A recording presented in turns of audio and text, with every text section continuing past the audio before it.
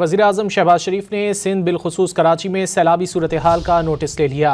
वज़ीर-ए-आज़म ने कराची में मुतहर्रिक इमदादी कार्रवाइयों पर रेस्क्यू एहलकारों, पाक फौज और रेंजर्स की पजीराई की। वज़ीर-ए-आज़म ने गडाप नदी में शहरियों के डूबने पर इजहार अफसोस किया। मुतल्लिका इदारों को सैलाब में लापता अफराद को जल्द तलाश करने की हिदायत की।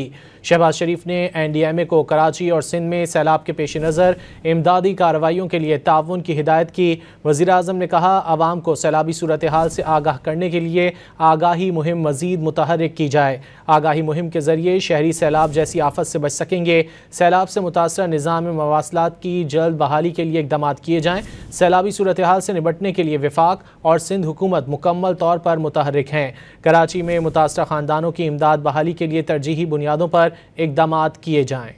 वज़ीर-ए-आज़म ने कहा, आवाम को सैलाबी सूरत-ए-हाल से आगाह करने के लिए आगाही मुहिम मज़ीद मुतहर्रिक की जाए। आगाही मुहिम के ज़रिए शहरी सैलाब जैसी आफत से बच सकेंगे। सैलाब से मुतासरा निज़ाम मवासलात की जल्द बहाली के लिए इक़दाम किए जाएँ। सैलाबी सूरत-ए-हाल से निपटने के लिए वफाक और सिंध हुकूमत मुकम्मल तौर पर मुतहर्रिक हैं।